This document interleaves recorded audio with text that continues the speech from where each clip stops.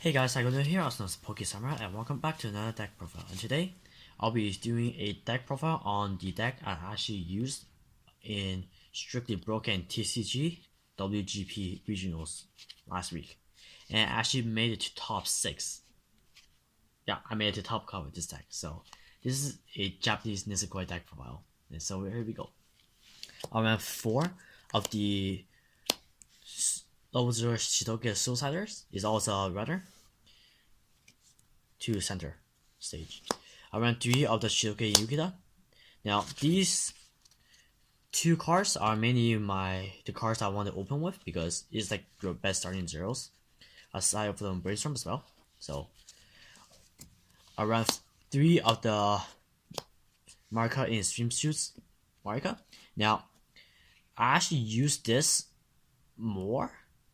I use the first effect more often than the second effect, or just as much. I think it's just as much because popping 1k or something is actually really nice in this deck, especially when you have the Marika on board and you don't have enough stock for the other Symphogears. So I'll get to that a little bit later.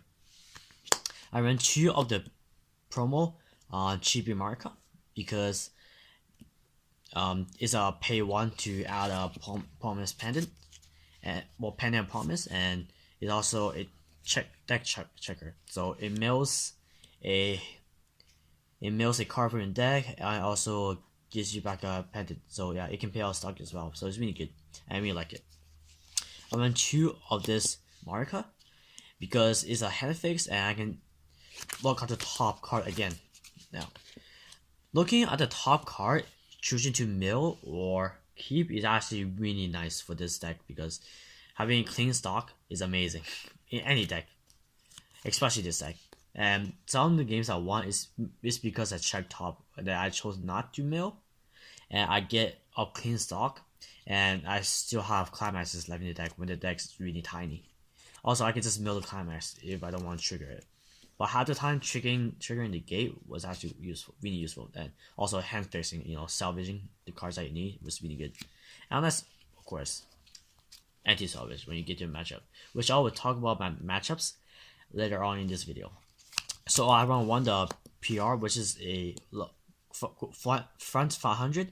Also, when you play a climax, give someone 1k. So 1-of is good, and it's also blue filler.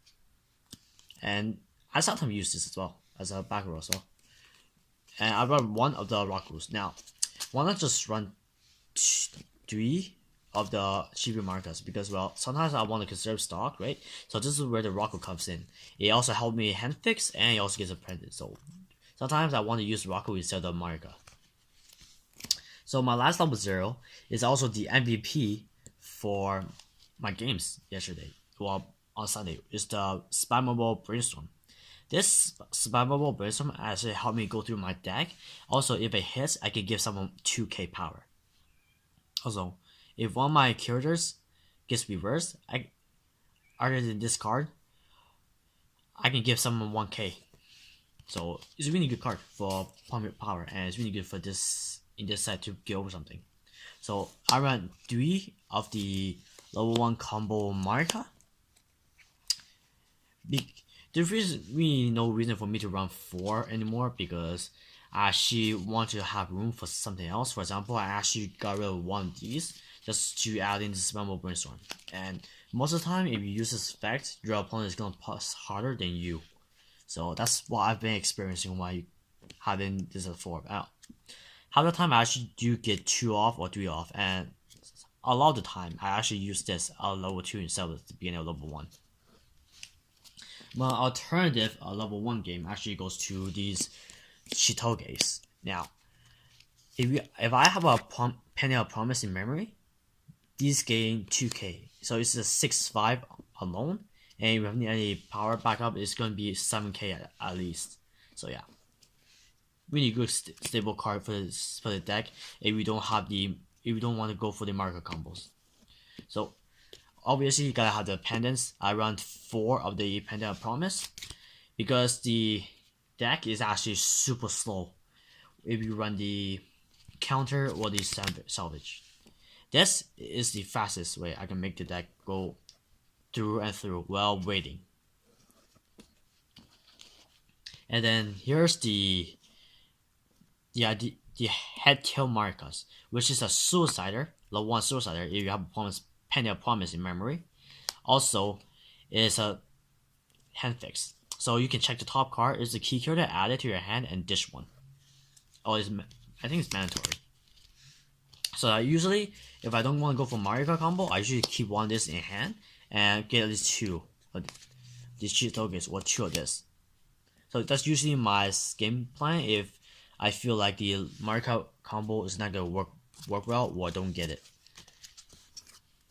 So for the level 2s, I actually play 2 of the Free Fetcher Kosaki, which is amazing because nobody's gonna complain about 2 Free Fetchers.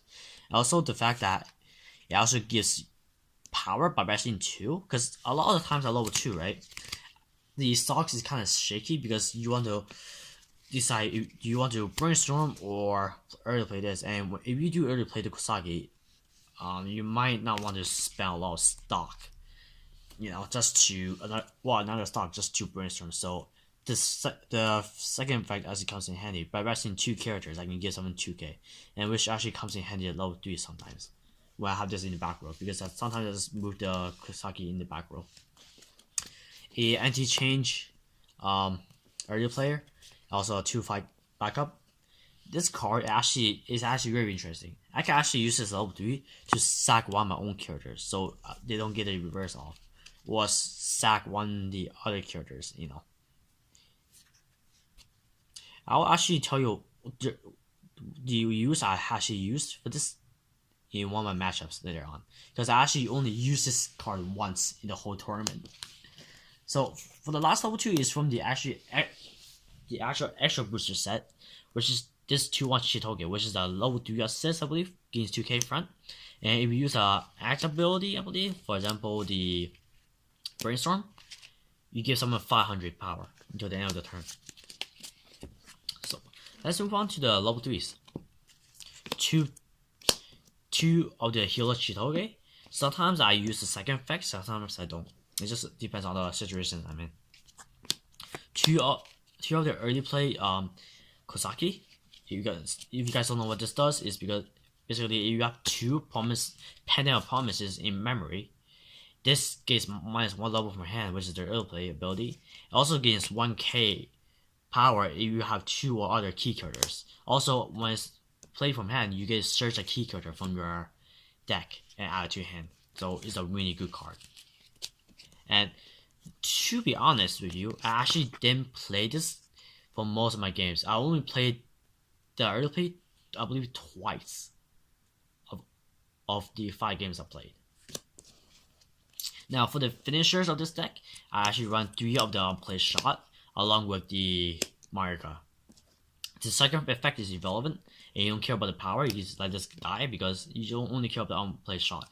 And depending on the board state and your stock, attack order really do come in handy, or do come in play. If you attack order wrong, your opponent might refresh with extras, extra climaxes or dex cards. So the attack order with these 3 cards, when these 3 cards are on board, is actually important. Also, having 6 stock, meaning this card will actually attack last. So having 7 stock, when I have 7 stock, I usually attack with 1 first, and then attack with the D1 Mario Kart. If you don't know what the Mario Kart does, is basically if you have 2 pending promises in memory, this card gets the following effects: on attack, deal 1 damage, pay 2, ditch 3 cards, restand, and attack again. Now the restand ability, you have to reverse a character or to use it. So yeah, which I got off every single time I played it. So game 1 I actually played against No Game No Life. The game was actually fairly even actually, but then of course I lost at 2-4 since I triggered all my climaxes, which in this case is pretty simple in this case, which is the 4 of the gates and 4 of the stocks, which is the 4 stock climaxes actually came handy a lot, because getting that extra stock and having the extra stock to play my level 3s is actually amazing. phenomenal. So yeah, game 1 I lost 2-0 alive because I actually triggered my last 2 climaxes and it's just basically died at 2-4. And I also played this at game 1 as well. I actually decided because I don't want to get an anti-change amount. So yeah, game 2 actually goes to Lock Horizon. Now some of their cards are really big and they actually did early play on me, but I actually don't have the early play changer, so I didn't. So it's a bit of a trouble, but not that much since my opponent actually misplayed, and he actually clocked his anti-burner. So this is what I did. I actually played the Marika and the Chitoge, this one, and then I play at least one of this. Actually, I didn't actually play it. I think I played a father. Yeah, I'll play the father. Let's just pretend this is the father. So I use the effect to rest 2 characters, obviously. And actually, the second effect, pay 1, rest 2, give someone 2k, give itself 2k. On reverse, if this card reverses, you can kick that character to the top of their deck. So when this card attacks, I actually get a free burn off, and then that actually helped me. Actually won me the game because I guarantee 1 damage and he just died afterwards.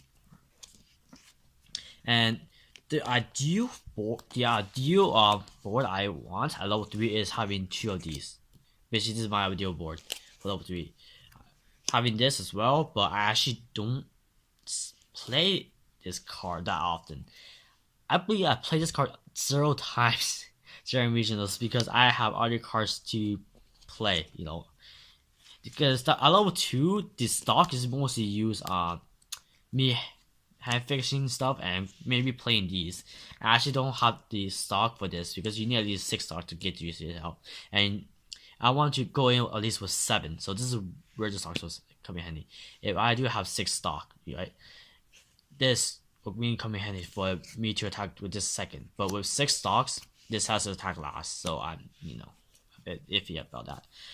Game 3 happened. Game 3, I was playing against Symphogear, so I actually cannot salvage. So they actually play anti-salvage, so that means I can't play Marka combo. I cannot hand fix and grab any character I want. And the fact that it locks me down pretty hard, I was stuck with 3 to 2 cards almost every time I play out the characters.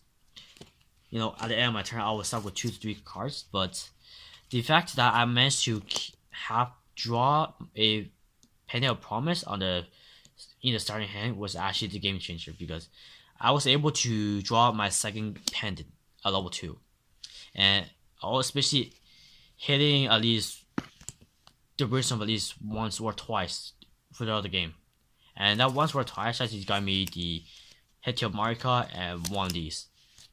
So yeah, it was a really unstable game for me. And they do run the Tsubasa, which is a level 0, so the